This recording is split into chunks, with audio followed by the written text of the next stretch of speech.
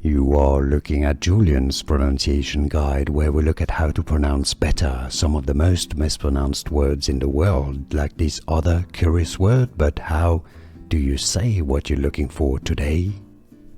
Let's learn how to pronounce more brand names. If you want to learn more luxury jewelry brand names, make sure to stay tuned. We got tons coming up.